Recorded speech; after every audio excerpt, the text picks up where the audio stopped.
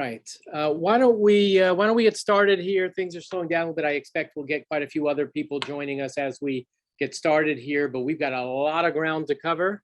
So why don't we get started? First off, I wanted to welcome everyone to today's panel on the Copyright Claims Board. I am Keith Cooperschmidt, the CEO of the Copyright Alliance, and I will be moderating today's session. Today, with the help of some really terrific panelists, we're going to address a number of important issues and questions relating to the Small Claims Court, which is called the Copyright Claims Board, or the CCB for short. You'll hear us referencing it as the CCB. During our panel discussion, we hope to provide you, the attendees, with the information that you'll need to know to bring cases or defend cases before the CCB. And what we'll do to do that, we'll start the panel discussion by touching on the most significant features of the CCB. Then the panel will walk attendees through each step of the CCB process, first beginning with the filing of a case, and then we'll touch on the respondent's decision whether to opt out or not, and you'll understand what we mean by that a little bit later. After that, we'll discuss what takes place during an active proceeding, and then of course the final decision itself by the CCB. Then anything else doesn't fit squarely or neatly into one of those categories, we will cover in sort of a potluck session section at the very end of the panel discussion.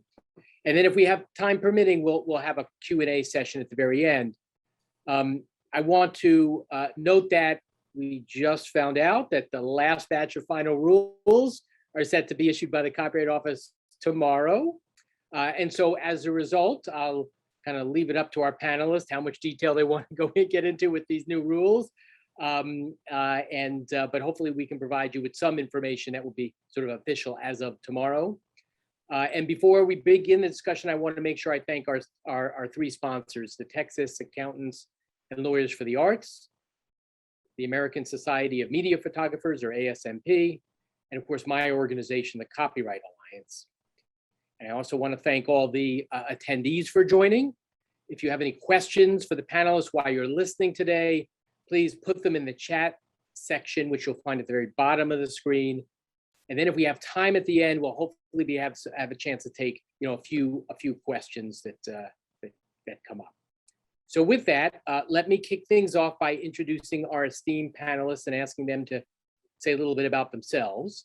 First, we'll start with David Carson. David is the Copyright Claims Officer at the U.S. Copyright Office. David, why don't you tell us a little bit about your background and also what a CCB officer does?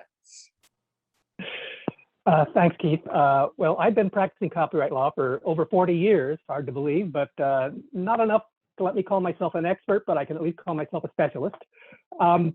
Started out as a copyright litigator, first in LA and then in New York for about 15 years. Then I came to the Copyright Office as general counsel in 1997, stayed there for 15 years. Spent a couple years in London working for the recording industry, and then came back to government, where I spent 7 years as the head of the copyright policy team at the Patent and Trademark Office, and then returned to the Copyright Office last summer as the first member of the Copyright Claims Board, and I've been joined by two others, Brad Newberg and Monica McCabe. Copyright claims officers are the people who preside over proceedings that are filed in the Copyright Claims Board. Small copyright claims. You'll hear more about that, so I'm not going to talk any more about what they consist of. You'll hear plenty about that for the rest of this meeting.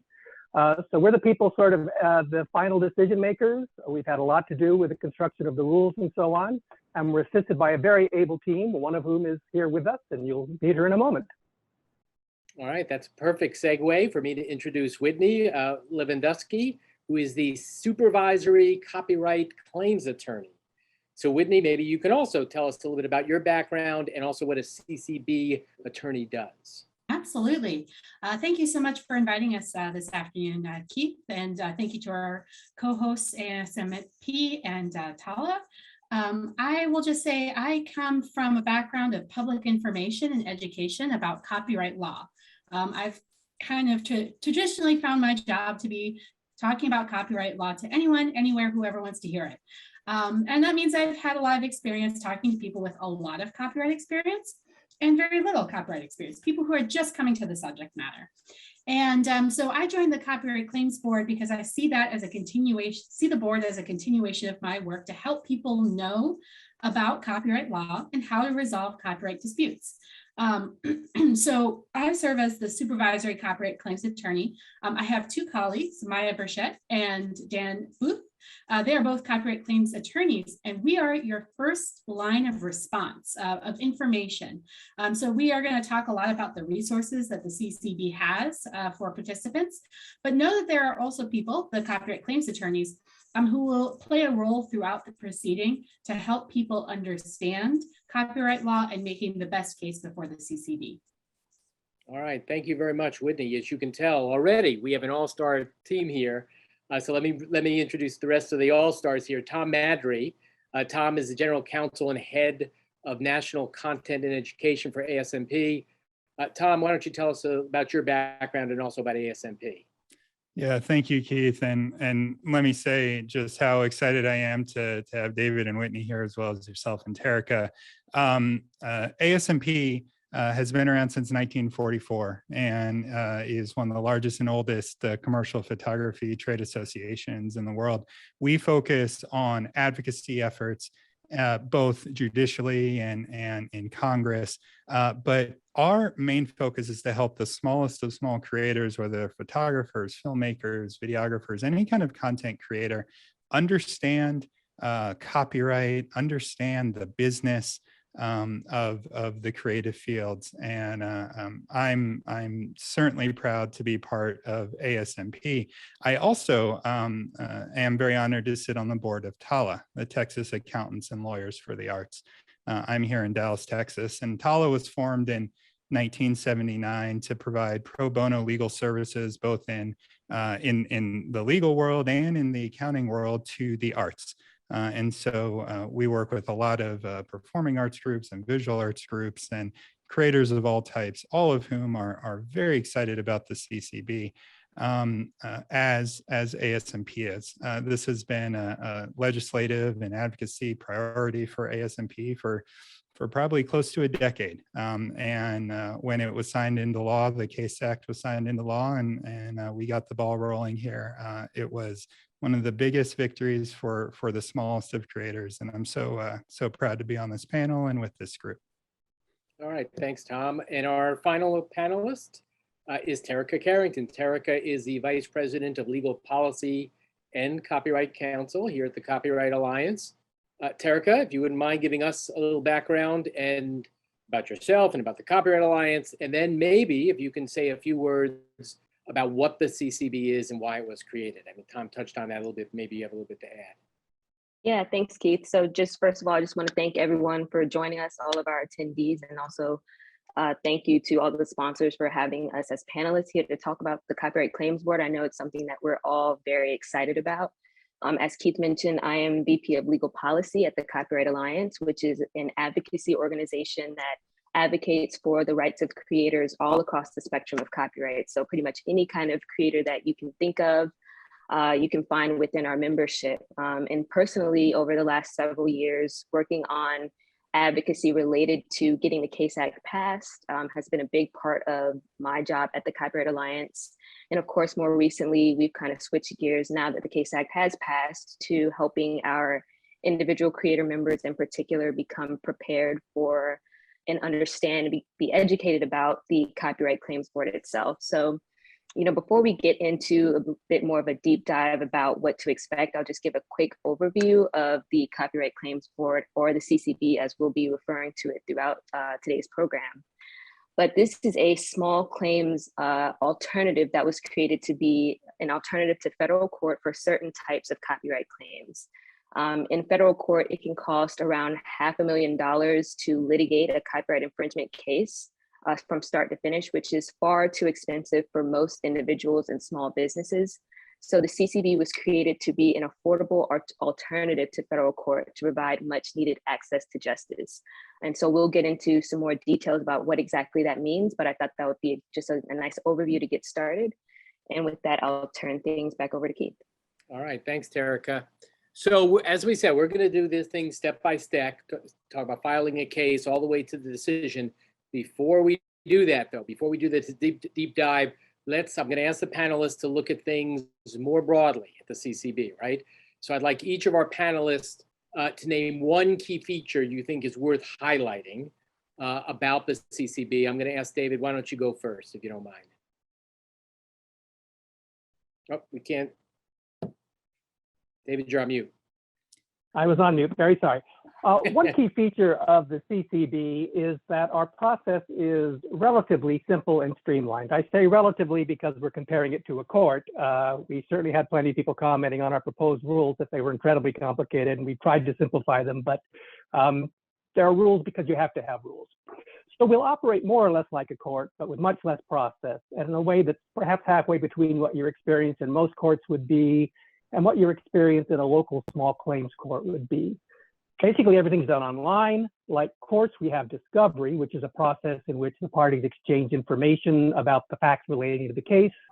In federal court, it's probably the most time-consuming and expensive part of litigation in the United States, but it's quite limited before the board. Testimony will be presented in writing, and we may or may not have a hearing. We'll then issue a decision, which will explain who won the case, and if the claimant won, how much the respondent will have to pay the claimant, assuming there is a monetary award. And it'll explain the reasons for our ruling. And that's it in a nutshell. Okay, great. Who wants to go next here? Well, I'll jump in and talk about one of the great features of the CCB is that it's inexpensive. And by being inexpensive, it's accessible to small creators, individual creators. You know, even though the CCB offices are at the U.S. Copyright Office, as David just said, you do not have to travel there. You can participate electronically and remotely wherever you are. That's a great benefit. You know, another thing that that we fought for at ASMP was something that was implemented on the filing fees, and that this two-tiered pricing system. The filing fees are so much lower, and you have the ability to not pay the even low amount all at once with this two-tiered system. And then finally, as Terica was saying, you know, when you bring a copyright infringement case in federal court, it can be up to $500,000. The inexpensive nature of this, the way the CCB is designed to allow individuals to bring these matters is really a victory. It's one of the best parts in our opinion. And I'll just chime in next. You know, as David and Terica outlined, federal litigation can be complex and time-consuming process. To navigate the system, you know, people often turn to attorneys. So what I'm really excited by is the CCB's ability and structure for goal towards accessibility, so that you can go through a CCB proceeding without an attorney. You know, with attorneys in federal litigation, they need to make specific legal arguments, provide strategy, and it adds to the overall expense. When we were developing procedures, we focused on establishing a process that can be navigated by non-lawyers. And we want to provide a variety of resources to help participants make their best case before the CCB. And now we do recognize that participants may still want to seek legal counsel or advice on particular matters with the CCB. And the statute gives us the authorization for supervised law students to represent participants in CCB proceedings. So one thing that we are working on to make the CCB broadly accessible is a directory of legal clinics and pro bono organizations that are available to take CCB clients. So we are working on building that right now, and we're really excited to provide that resource to people as we roll out. And so I'll go ahead and jump in with one other thing that I think is important just to kind of highlight at the outset, which is that the process is entirely voluntary. And what I mean by that is not only is it voluntary in the sense that a claimant has the ability to decide whether or not they want to go to federal court or they want to go to the CCB. So even if they have a claim that is small enough to bring to the CCB, they still have the option to bring that case to federal court if they can afford to do so. So it's voluntary from the perspective of the claimant, but it's also voluntary for the respondent. And the respondent is similar to like a defendant in federal court. And so the respondent has the ability to decide whether or not they want to participate in a claim that's brought against them, and they can choose to opt out if they don't want to participate. And, you know, a lot of people wonder, you know, well, why is that the case? Why is it voluntary? Why is it not required like federal court? And the reason for that is it goes back to the Constitution. There are constitutional requirements that have to be met. People have a right to be able to have their copyright claims heard in an Article 3 court, which is a federal court. They have the right to be able to have a jury trial. And so in order to have your case heard before the CCB, the respondent actually has to waive those rights. And so for that reason, it actually does have to be voluntary in order to comply with the requirements of the Constitution. All right, thank you, Terica. So one thing, I'm going to take a little moderator's prerogative here. I'm going to add to everything.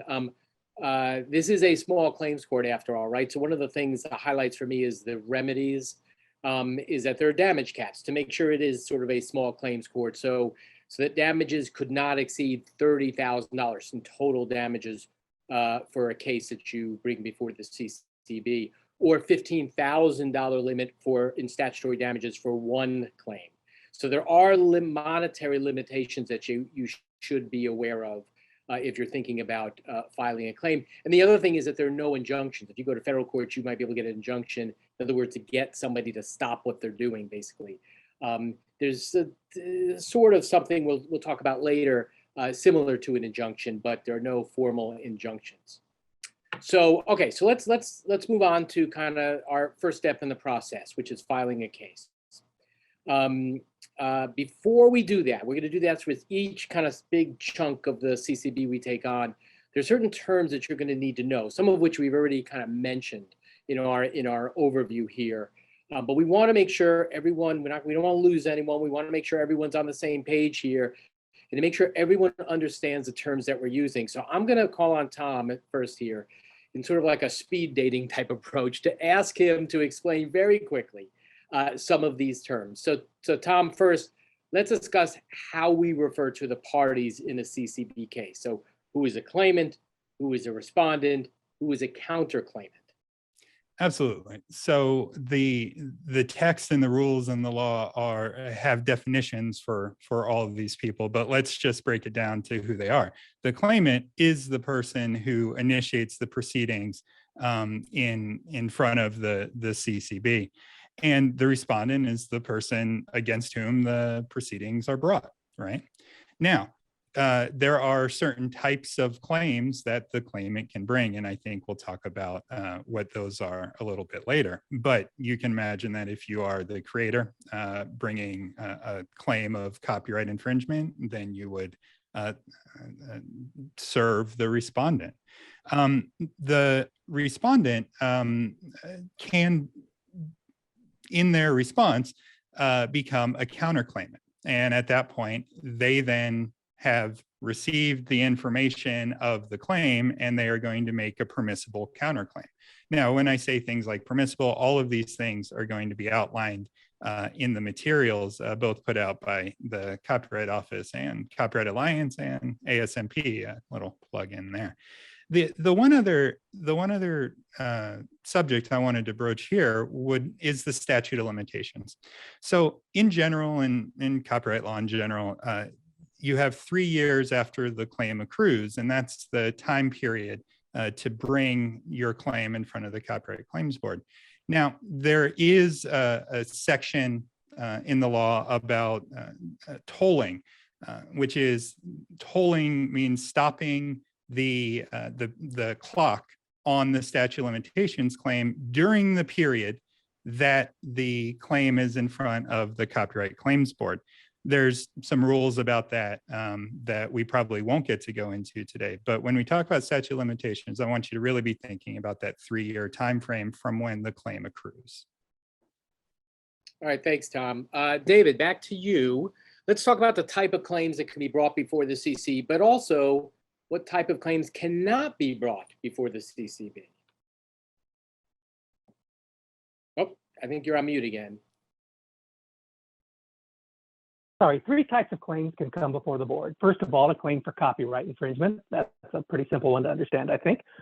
Second, a claim seeking a declaration that you have not infringed a copyright. So if Keith is about to release a book and Terica has asserted that that book infringes her copyright, Keith, who might be a little bit worried about releasing that book in the face of an infringement for copyright, can come to us and ask for us to rule that no, he did not infringe it. And there are all sorts of circumstances where that might actually be a very useful tool for someone who's been accused of copyright. So one thing I want to make clear is the CCB is not just for copyright owners. It's not just for people who have a claim of infringement. It's for everyone. And we hope we find people coming from all sides of the issues to get rulings from us. Finally, you can get a claim for misrepresentation in a takedown notice or counter notification under the DMCA. Some of you may not know what that is, and it's sort of a detailed thing, but basically, you can send a takedown notice to certain online platforms like YouTube or Facebook who have posted material, or who rather are making available material that's been posted by their users. And if you send a takedown notice, their law gives them all sorts of incentives to take it down. On the other hand, the person who posted it may not agree and may send them a counter notification, and the law gives them all sorts of incentives then to put it back up. Because of that, the law also provides that if someone makes a representation in either one of those takedown notices or one of those counter notifications, then the person who was at the, not at the receiving end, but the person who suffered because of that, if you took my material, had my material taken down because you claimed it was infringing and it wasn't, and it was because I made you made misrepresentations, I might be able to get a claim for damages against you for the harm caused by that. That's a section 512F misrepresentation claim. Those are the 3 kinds of claims you can bring, and that's it. I mean, what can't you bring? Anything else. No, that's exactly right. If you didn't hear David list those a claim, like if you have an ownership dispute, for instance, that wasn't on the list that David mentioned. You can't bring those type of claims before the CCB. So, and next question is either for David or Whitney, whoever wants to jump in. Are there limitations as to who can be sued by a claimant that potential claimants should be aware of? Maybe there's certain people they can't bring before the CCB? Yes, the statute does have certain limitations. First, you can't sue the federal government. You can sue them in the Court of Federal Claims if that's where all claims against the federal government are brought. You can't sue a state, and as many of you know, it's pretty darn hard to sue a state in court as well. We're no better a forum for that, I'm afraid. You absolutely can't sue a state before the claims board. You can't sue someone who resides outside the United States unless they have sued you and you're asserting a counterclaim against them. So if someone from outside the United States asked for a declaration that they were not infringing your work, you could assert a counterclaim against them for infringement of that work. But as a general proposition, you can't sue someone from outside the United States. Then there are some other people who can't be sued under certain circumstances. Libraries and archives got a special provision in the Case Act, which says that a library or archive can submit a blanket opt-out, basically, and they've already started doing so. Basically, they file a piece of paper that says, I'm opting out of the Case Act, so don't bother suing me. I'm never going to come. I'm never going to show up, and I don't have to. That's in contrast to what anyone else would have to do, which is once you've been served with a claim, you can file an individual opt-out in that case. So if you're going to file a suit against a library or archives, please check the opt-out list, because if they're on it, then in most cases, you're not going to get very far.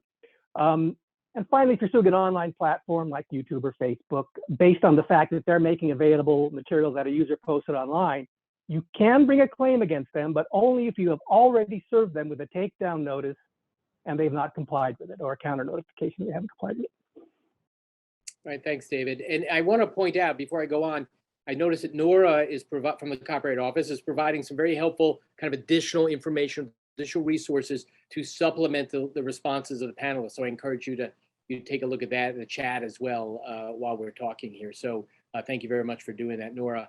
Whitney, let's talk about the claim now. So someone wants to file a claim. What needs to be included in or with a claim that is filed with the CCB? Yeah, absolutely. So a claim needs all the basic facts of the dispute that would allow a respondent to consider whether or not to participate or opt out. So we need to know, this is a general overview. I know Nora's going to drop in the chat all the details that you need to get your claim ready, but the type of claim that you're going to file. So what category that David mentioned applies to your dispute, who you are, who the respondents are, how to get in touch with everybody. We're going to be communicating back and forth. We need to make sure we have contact information. The fundamentals of the copyright protected work involved in the dispute. So that is what type of work is it? Is it registered or not? How many owners are there? Who's the claimant? and the where, the when, the how of the dispute, who took what action, where, what time, to the extent known. We know that, a lot of people are just kind of gathering information and they are in the best situation that they find themselves. We're not asking for perfection, but we do need to have the information sufficient that, we can have clear the claim. I'll talk about that in a moment. Clear the claim, have the claimant serve the respondent, and have the respondent be in a position that they can weigh whether or not they'd like to participate in the CCB proceeding. Oh, I will also mention, we do ask for claimants to provide what they want the CCB to do.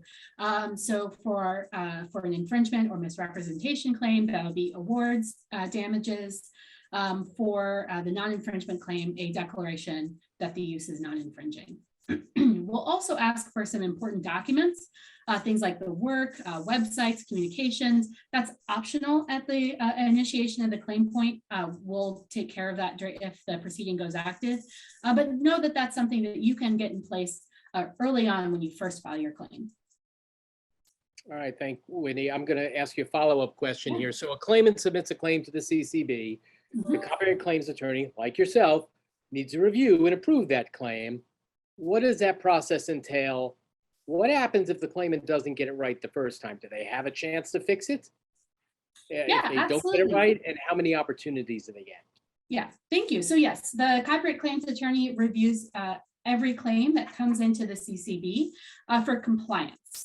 So what does compliance mean? Compliance means that the information that we have matches the requirements of the law, and it matches the requirements of our regulations, and that it makes a claim, essentially. Again, we're looking at how do we put the respondent in a position to determine whether or not to participate or opt out. If the claim is compliant, we clear it for service, and the claimant has the ability to go and serve the respondent. If it's not compliant, there are multiple opportunities for the claimant to go back and fix the issues that the copyright claims attorney has identified. The claimant has two chances, really. Each time the copyright claims attorney issues an order of noncompliance, identifying the elements that need to be fixed, and there will be 30 days for the claimant to file an amended claim. So we got that first chance to fix it, comes back, we do another compliance review. If it's compliant, great, serve. If not, you get another chance. You get that other chance. Again, you get another order of noncompliance, elements that still need to be fixed. 30 days, get it back. The claimant said with the claimant. If it's compliant, great, serve. At that point, if it's not compliant, at that point, we take it to the copyright claims officers who review it, confirm that there's continuing non-compliance with the law and regulations, and then we have to dismiss the claim without prejudice. I'll note that when we say, you'll hear maybe terms saying without prejudice, with prejudice. Essentially, when something is dismissed without prejudice, it means that it may be refiled again before the CCB, but keep in mind, if you want to refile a claim that has been found non-compliant, you want to make sure that you get it square with the law and the regulations before trying again. All right, thanks, Whitney. Terica, let's talk about registration, right? Copyright registration is always a big part of enforcing your copyright and a big part of the copyright system. So does the work that's at issue in the claim, does it need to be registered with the Copyright Office before the claimant files a claim? And what should the claimant do if they haven't registered yet and they want to file a claim? Those are great questions. So in order to file a claim for copyright infringement specifically, before the CCB, the claimant must first file a registration application with the Copyright Office for the works at issue. So you can only file a claim for infringement if you have a pending registration application on file with the Copyright Office, or the Copyright Office has already approved the registration application and granted a registration certificate. So if someone wants to bring an infringement claim but hasn't yet registered their work with the Copyright Office, they can go ahead and submit a registration application as soon as possible. And once they do that, they'll be able to file their claim with the CCB. Now, the caveat there is that the CCB judges will not be able to issue a final decision in the case until the registration is approved and a registration certificate has been granted. So if the claimant wants to speed that process up, they can pay to have their registration application expedited, and the office will do its best job to complete the review of the registration application within 10 business days. In order to expedite a registration application, the claimant needs to submit a request to the CCB and pay the filing fee, which is $50. But one important thing to keep in mind about this is that the claimant can only request an expedited registration after the claim becomes active. So in other words, they have to first give the respondent the full 60 days to opt out. If the respondent does not opt out, the case becomes active, and then the claimant can request the expedited registration. All right, thanks, Derica. So Tom, I'm going to call on you to kind of segue us to the next section of next part of the CCB process. So the claim has been approved by the copyright claims attorney. Then what does the claimant do? Like, what's the next step? How does the claimant notify the respondent that, hey, I've got a claim against you, right?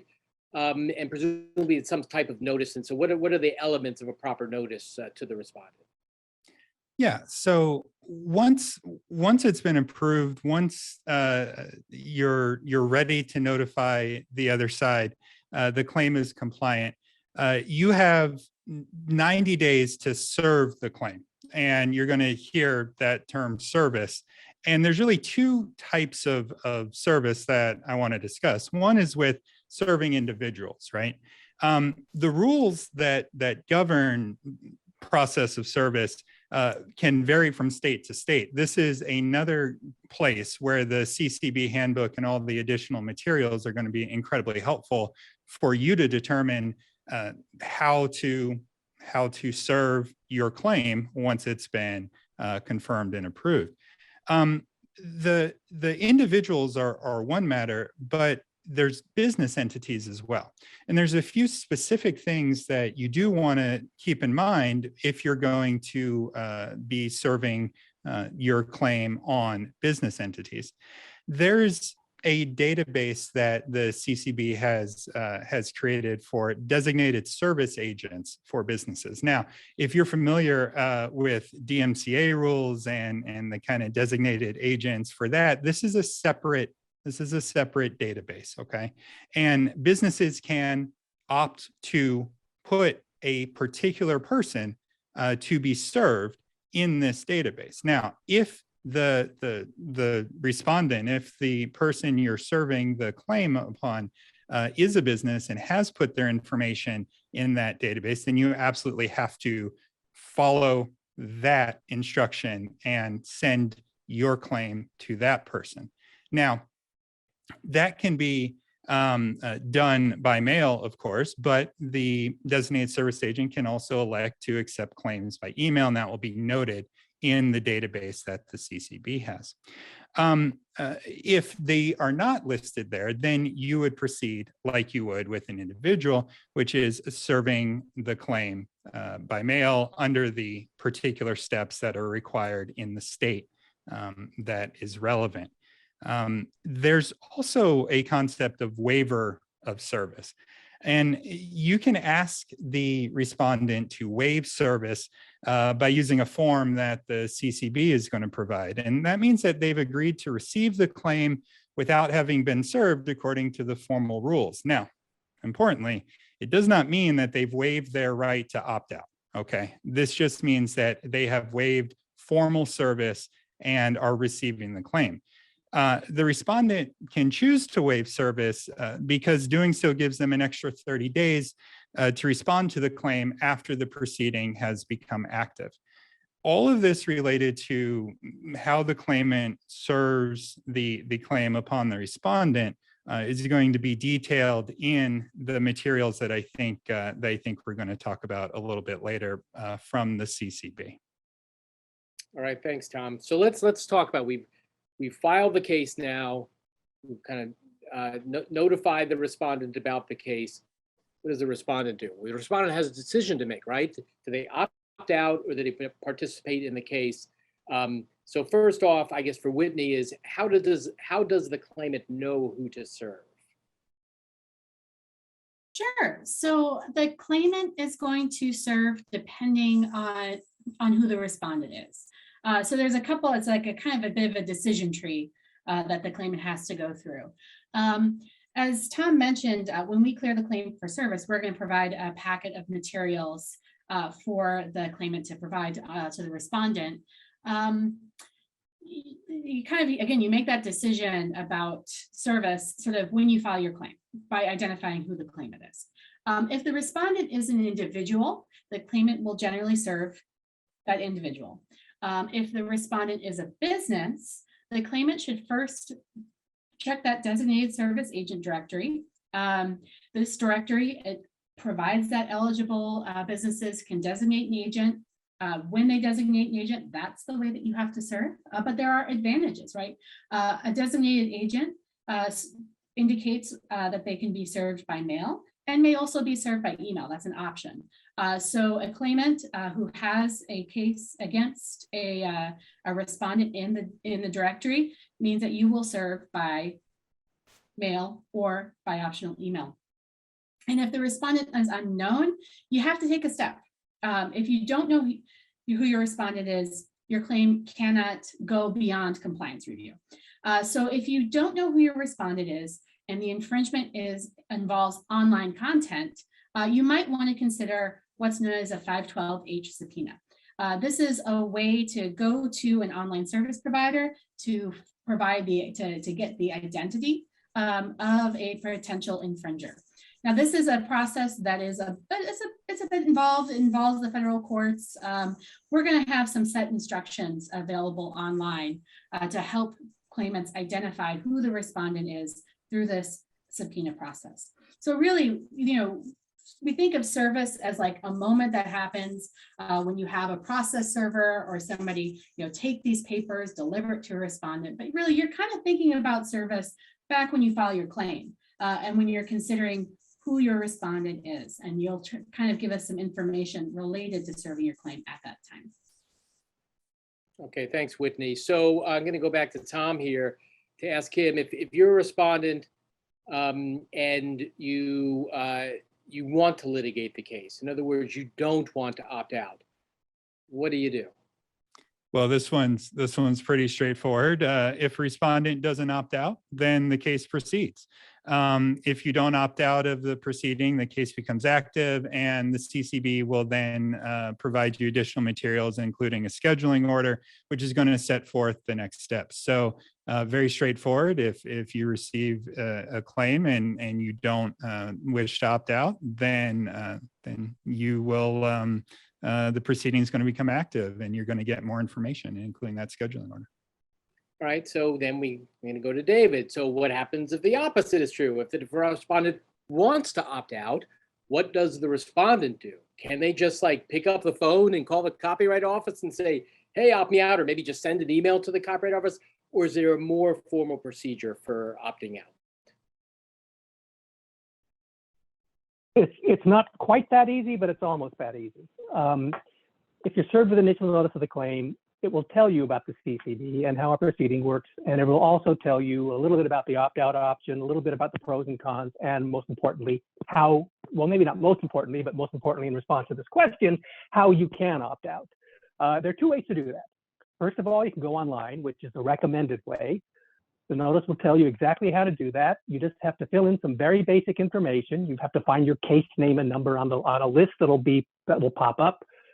You have to file some basic information about yourself.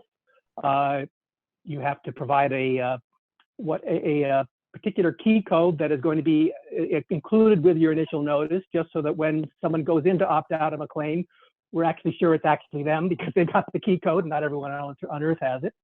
You have to sign, which means really when you're doing it on a computer, you just have to type your name in on the signature line. That's a valid signature under the law.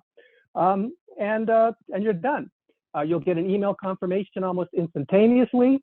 That's why we recommend it. You can go on there online. You can do it right away. You'll get an instantaneous email response. Nothing could be easier. But you can also use a paper form that we're going to include with everything that's served on you. It asks for all the information that you're asked to do online. You simply fill that out, sign it, and send it back to us in the mail. That's all got to be done within the 90-day period. Which means you have to drop it in the mail or give it to like a FedEx or a carrier like that no later than 90 days after, and you're done. you'll get a confirmation by mail, I think, with a paper opt-out. Is that right, Whitney? I'm trying to remember now whether we ended up with that. Confirmation is generally by email. We do have some provisions in place when we know that people have restricted access to technology. So we do try to provide the quickest confirmation, but we do also recognize when people come in with limited access to technology. And so we have procedures in place for that as well. All right, great. So Tom, going back to you, what happens if a respondent opts out within the deadline? What happens if they do not opt out? Yes, so if you opt out, then the CCB will dismiss the claim against you, but of course, very importantly, the claimant can still bring that claim in federal court. That's part of the incentive to stay with the program. In addition to the notification that you get from the claimant, the CCB will send a separate notification if you've not yet opted out to make sure that you've received a copy of the claim and know what the opt-out period is and the other information that was discussed. And so and as we discussed earlier, what happens if a respondent does not opt out? Well, very simply, the claim becomes active, because at that point, to get to the point where the respondent has received the claim, it's already been confirmed by the CCA, the attorney over there at the Copyright Claims Board. All right, so we've talked a lot about opting out, not opting out. Let's talk a little bit about the decision-making process. Terica, maybe you can help us out here. Why would someone decide to opt out, or maybe decide not to opt out? Like what factors might go into that decision? Yeah, sure. So, I'll take the question of why might someone decide to opt out first, and then why might someone not opt out. So someone might decide to opt out, frankly, because, maybe they feel like the claim that's being brought against them is a frivolous claim and doesn't have any basis. Or alternatively, they could opt out for any reason. If they just don't want to participate in that particular case, they can choose to just opt out of that proceeding. But I think the question that many of the people in attendance today, and frankly, a lot of people that I've heard from that's the bigger question, is why would someone choose to participate in a process that's voluntary? Why would they not just opt out? I think the biggest reason why someone might choose to participate rather than opt out is because of the significant limited liability at the CCB as compared to federal court. So if someone, has a claim that's brought against them and they look into the circumstances and realize, hey, I actually did infringe this work, or, I didn't realize it at the time, but, I have violated that person's rights. The significance of limited liability at the CCB, which is maximum $30,000 compared to federal court where there are no limits at all. And then per claim of infringement, there's a $15,000 cap at the CCB compared to a federal court, which is $150,000. If you assess the facts of the situation and realize that you actually might be liable for what you're being accused of, it could make sense for you to actually choose to go before the CCB rather than take your chances of ending up in federal court. Not only is there limited liability, but the process is significantly simplified such that you can represent yourself, so you don't have to take on that additional cost of having to hire an attorney that you would likely need in federal court. We mentioned before that this process is entirely voluntary, both for the claimant and the respondent. And although it is very expensive to litigate a case in federal court, it doesn't mean that every person who has a claim and brings a claim to the CCB can't afford federal court. So again, because the process is so simplified, because there's such a cost savings, there likely will be people who choose to bring a case before the CCB who actually could afford to go to federal court, but due to the particular circumstances of this case, may choose to bring that case to the CCB. So just because you are a potential respondent who has a claim brought against you at the CCB doesn't mean that that person can't afford to go to federal court.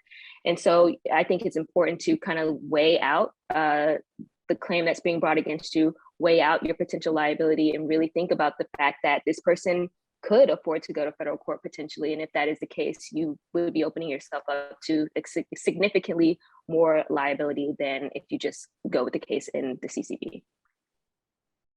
All right, thanks, Terica. So we've talked about filing a case. We've talked about what the respondent does when they know they find out that there's a case against them. We have even talked about what the real big part of this, right? Which is what happens when you have an active proceeding. That's really the biggest part of this. And we're going to dive into that now.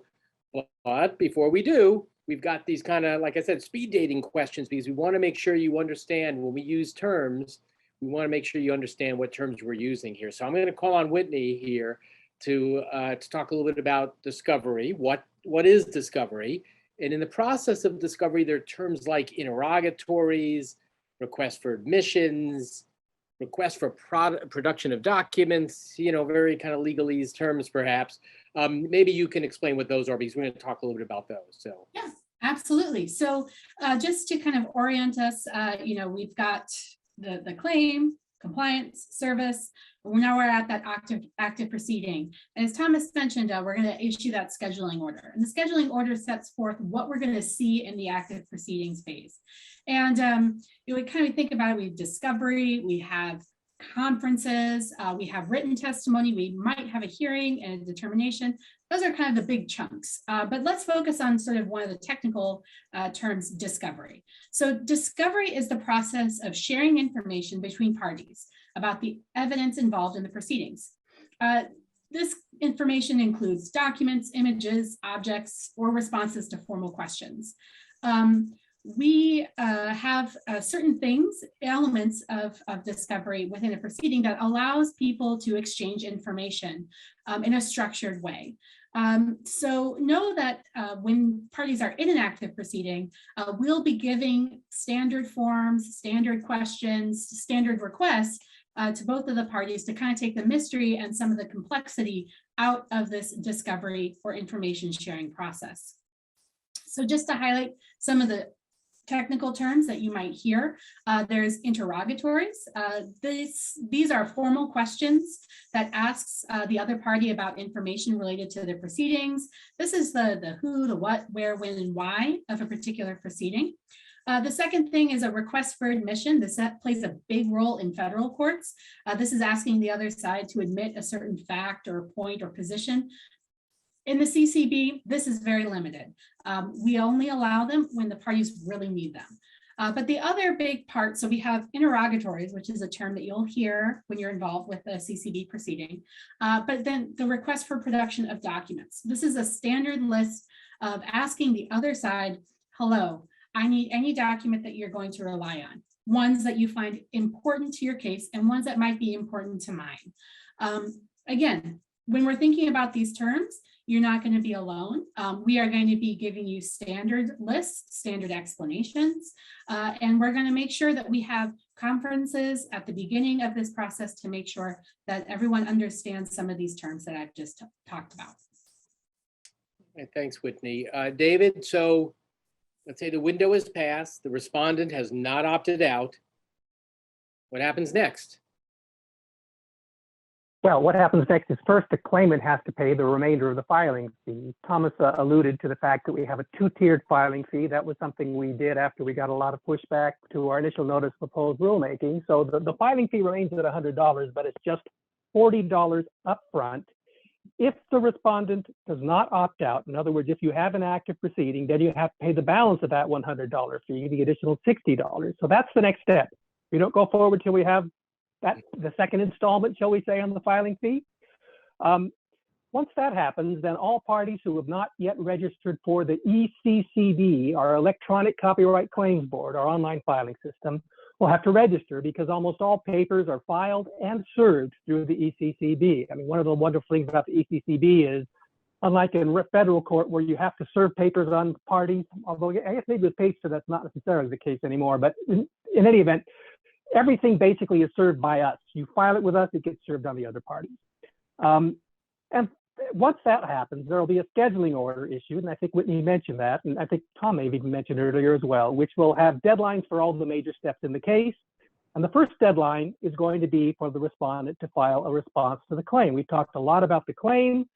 We've also got a response. For those of you who know what federal court works like, it's the same thing as the answer, just like the claim is the same thing as the complaint in federal court. So it's where you have a chance to admit or deny what the claimant alleges. and to say why you think, if assuming you do think, and you probably do, or you wouldn't be filing it, why you think the claimant shouldn't win, assert any defenses you may have, and so forth. Okay, so Terica, I'm going to have you pick up the ball from there. So after the scheduling order is issued, the respondent then has a chance to respond to the claim. How much time does the respondent have to file their response, and how might the respondent respond? Yeah, so the deadline as far as when the response is due will actually be set by the scheduling order that will be issued by the CCB. So it's important to pay attention to the dates and deadlines that are articulated there.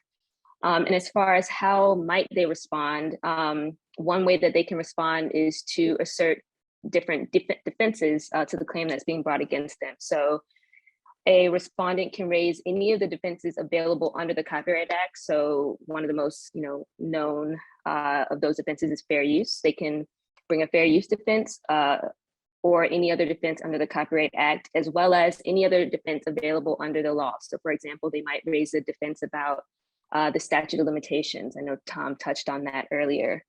In addition, they can raise counterclaims in response to the claim that's brought against them. But the counterclaim must be related to the claim, the initial claim, in one of two ways. It must either be an infringement claim or a claim of misrepresentation under Section 512F and arise under the same event or set of circumstances that gave rise to the original claim. Or if the original claim is itself a copyright infringement claim, the respondent can bring a counterclaim related to some sort of contract or agreement pertaining to that infringement claim. So those are two of the ways that a respondent can respond to a claim against them. Okay, thanks, Terica. So once the respondent responds, the claimant then has an opportunity, perhaps, to respond to any counterclaims by the respondent. So we're not going to get into too much detail there, but then we jump into discovery. And you already talked quite a bit about this, right? Discovery can be pretty elaborate and pretty complex in federal court, certainly. Can you discuss a little bit, maybe to touch, I don't know if there's anything else you want to touch upon that you haven't already, to discuss the discovery process at the CCB and how it differs from discovery in federal court? You've already touched a little bit upon this. Maybe there's something you want to add here. Sure. So, I actually saw a question in the chat about depositions. And this is actually a good point to make about discovery between the federal court and the CCB, is that there are just some elements that's contained in the federal court that are complex, exhausting, and costly. That just won't be with the CCB. And one of the main things that we will not be having is depositions. So depositions, as I mentioned, requests for admissions are limited to cases where they're really needed. It's the same thing with expert witnesses. We are going to be weighing very carefully when parties ask for expert witnesses, weighing those requests very, very carefully. So when we're looking at discovery, and we're comparing it to federal court, we're looking at a little bit more of handholding and involvement from the CCB. So, federal court discovery is handled mainly by the parties outside of the view of the court.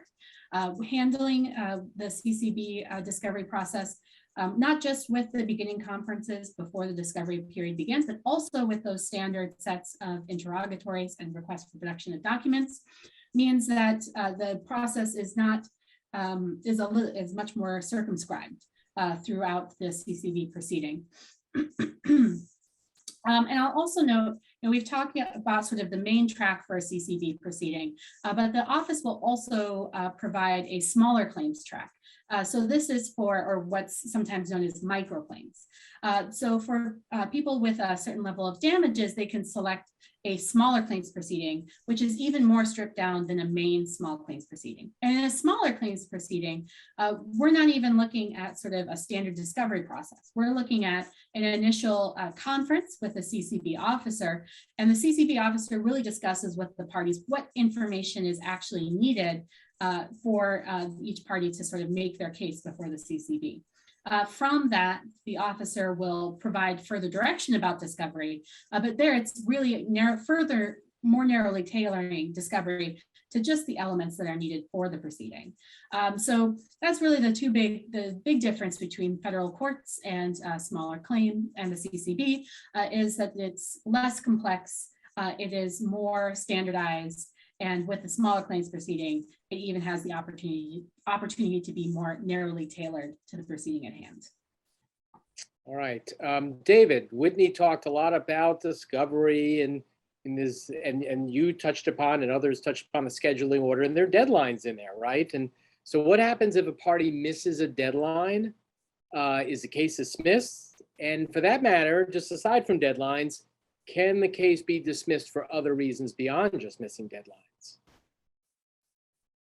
Yes. Well, those of you who have had the pleasure of being in federal court know that deadlines are very important, and you definitely don't want to miss a deadline. It can mean the end of the case for you, depending on what the deadline is and how you deal with it. But we have similar rules in the CECB, but I think they're a bit more forgiving. We recognize that probably most people before aren't going to have attorneys, that maybe their first encounter with the legal system. So this isn't a game of gotcha. We really want to make rulings on the merits and not because someone missed a deadline. So nevertheless, we have rules. And if you miss a deadline, the other party may ask, or we may decide on our own that this leads to what is called a default. A default is where you didn't do what you were supposed to do, and therefore the case may be dismissed.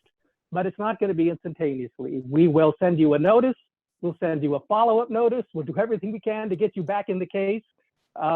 If you don't come back in, if you just ignore it, then we'll issue a proposed ruling. We'll ask, if you're the respondent, for example, we'll ask the claimant to sort of basically present their case, make their case for us, explain to us why they ought to win the case.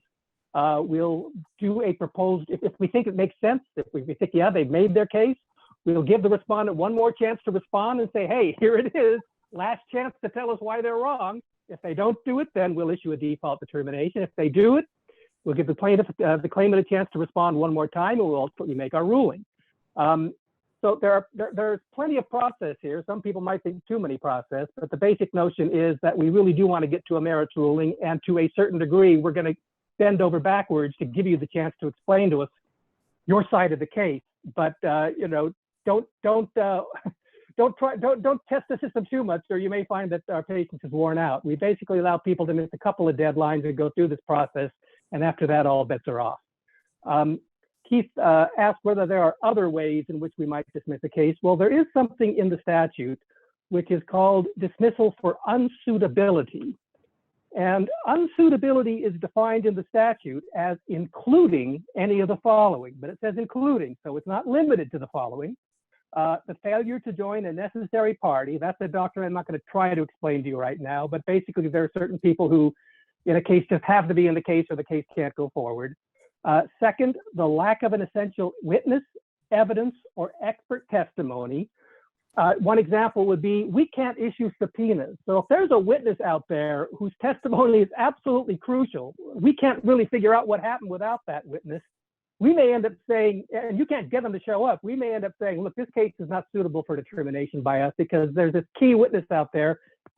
We can't get this person in front of us. This is going to have to go to federal court. That might be one scenario.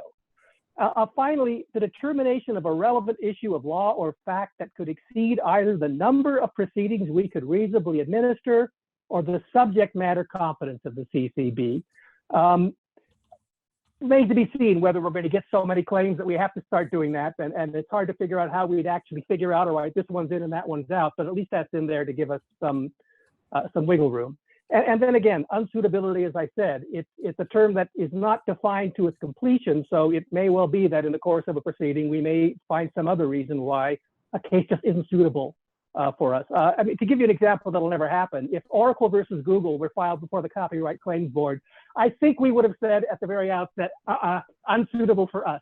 There are some cases that just aren't suitable for the Claims Board, and I think everyone recognizes that. All right, excellent point there. So let's move on to remedies and talk about remedies. Tom, maybe you can talk about what type of remedies are available. For instance, we talked about injunctions, the fact that injunctions aren't available. Maybe when does somebody choose? We have statutory damages and actual damages. When does somebody elect which type of damages to get? What about attorney's fees and other costs? Can you Yeah. talk a little bit about remedies? Sure. So let's start with monetary relief and as you've heard a few times, the limit for a proceeding is $30,000 in any one proceeding, no matter how many claims or copyrightable works are at issue.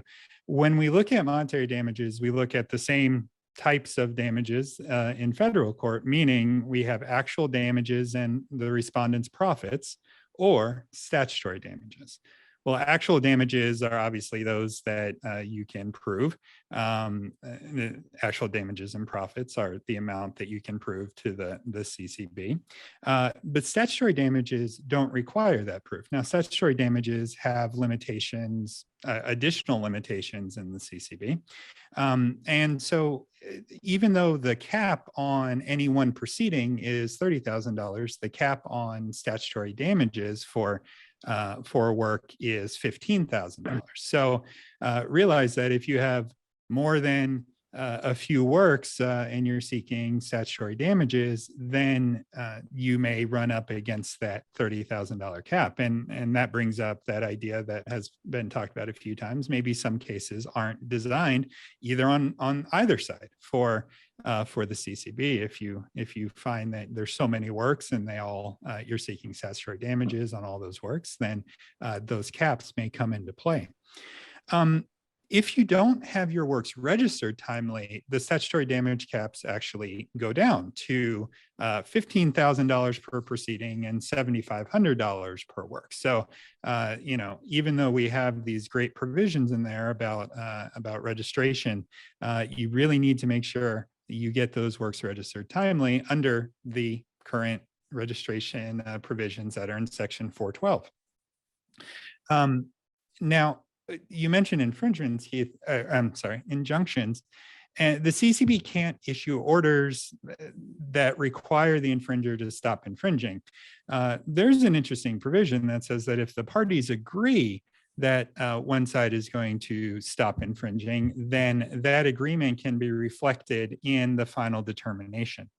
And that agreement, you could make that agreement with the other party without admitting wrongdoing at some point, and then that can be incorporated.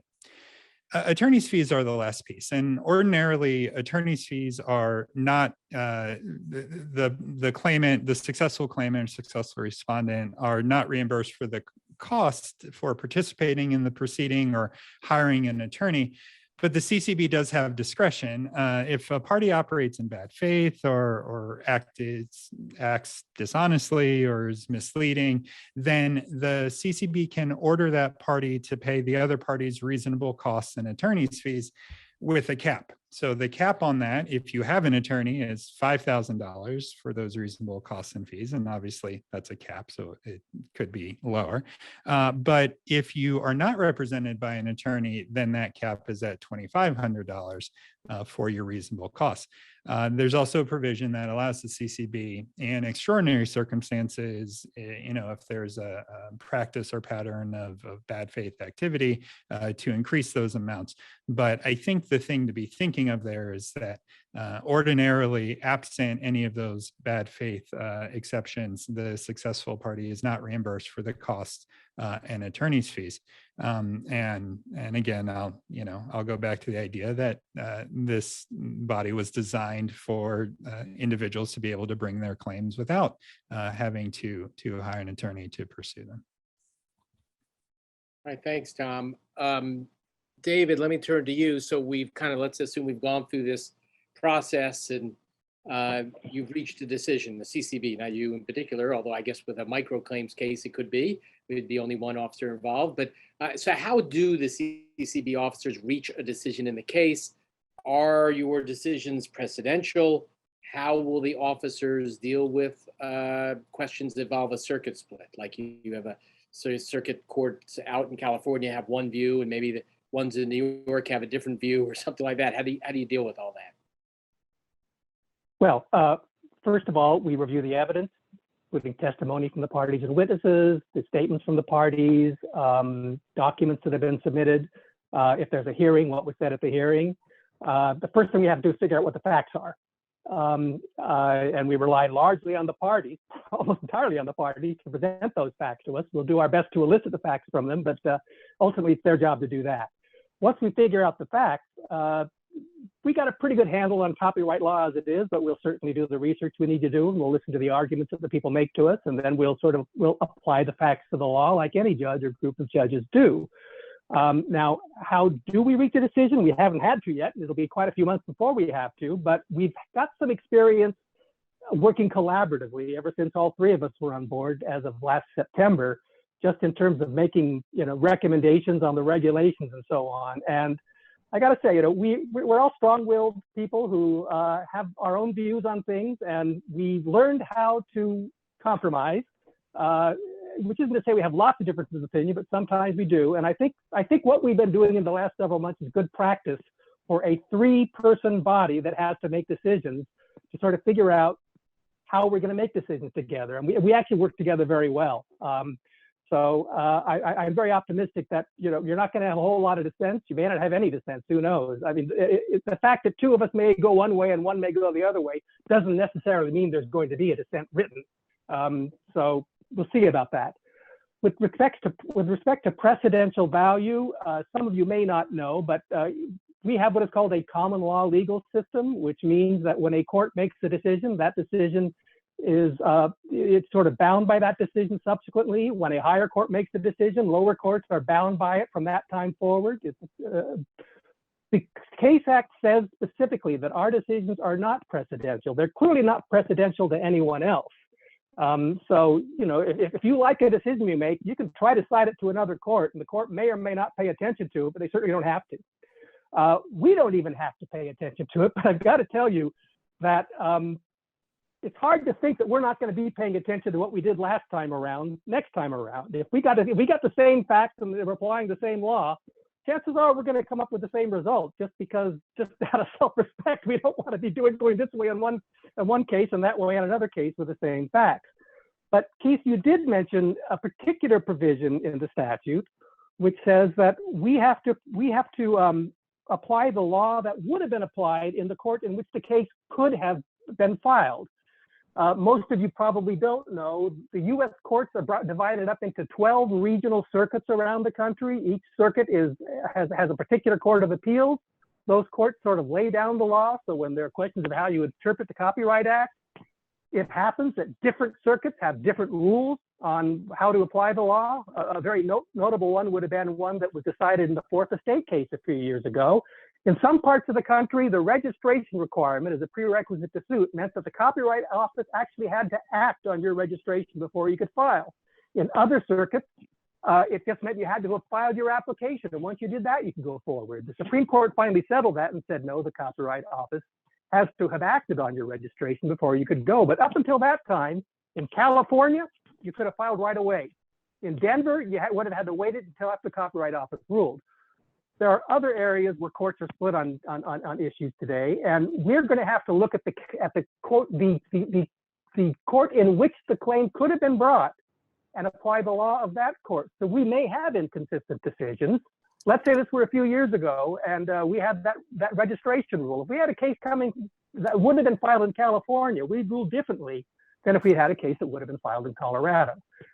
So we have to do a little bit of jurisdictional analysis, a little bit of choice of law analysis. These are things that mean something to lawyers, probably don't mean something to any of you, but there will be times when we actually have to figure out where could this case have been filed? And if it's more than one case, we have to figure out, well, what's the case that has the most connection to this? What's the court that has the most connection to this case? And then apply the law as we understand it from that part of the country.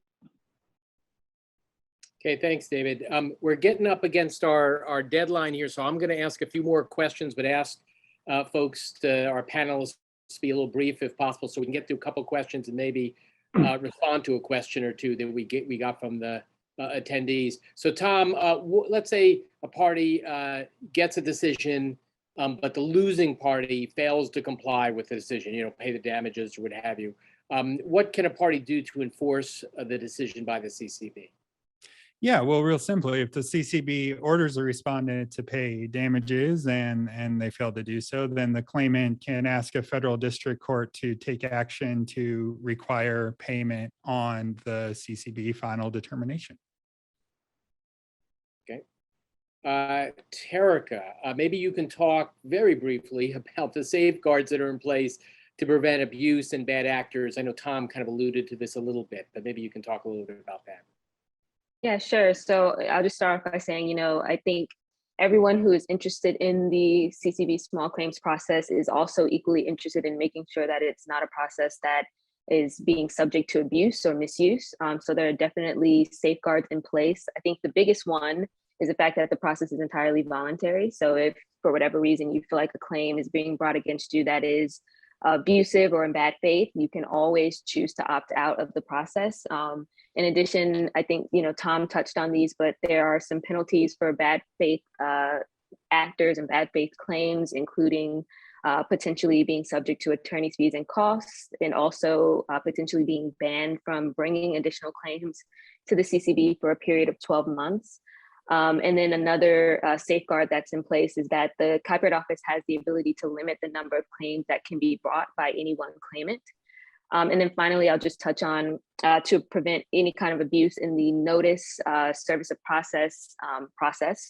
The notice requirements for the CCB mirror the requirements for the federal rules for what has to be done to serve process in federal court.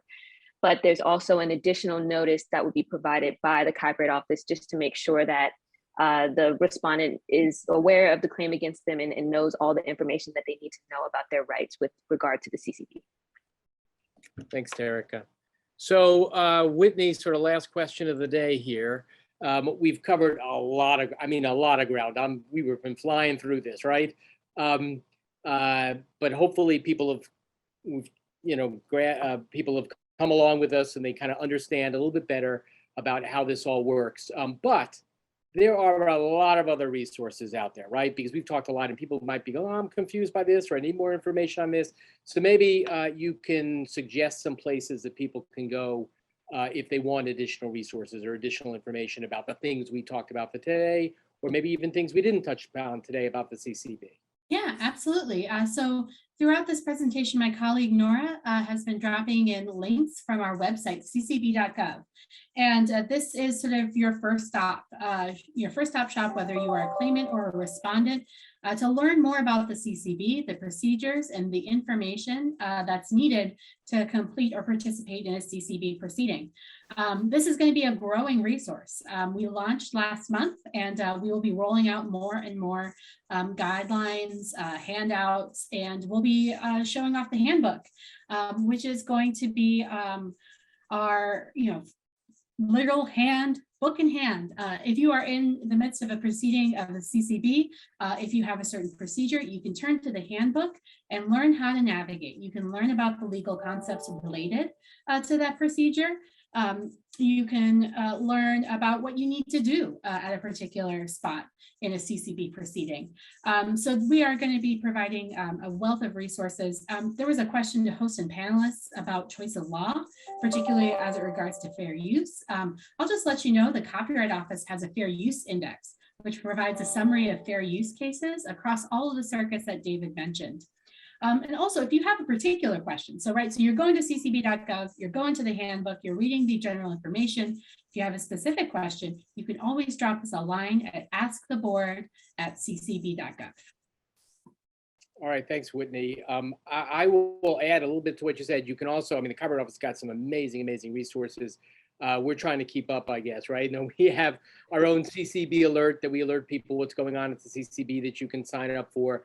We have a CCB guide that we've been working on. There's already one kind of edition that came out before the rules came out that you can find out. We're also having we have something called the Copyright Academy that you can access as well, to talk about sort of one-on-one interviews with all things copyright, but we're going to be having a lot more focusing just on the CCB. So we've kind of gone over a little bit, but if you don't mind, we got a lot of questions, and we will try to answer those on our website, and maybe there may be answers on the Copyright Office website as well to some of these already. But I'm going to ask David if he can just briefly answer one of those questions, which is if a party is unhappy with the determination handed down by a CCB officers, is there anything they can do to appeal? I think that was one of the questions. There are 3 things you can do. First of all, you can request that we reconsider our determination. You have to prove it. You have to persuade us that we made a clear error of law or fact that was material to the outcome. In other words, that we really blew it on the law or the facts, or that we made a technical mistake. If you still don't like where we are after that, you can request the Register of Copyrights, who's the head of the Copyright Office, to review our determination.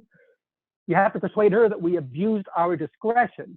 Now, abuse of discretion, there are all sorts of ways you can describe it. I don't think I have time to get into it, but that's a fairly deferential standard as well.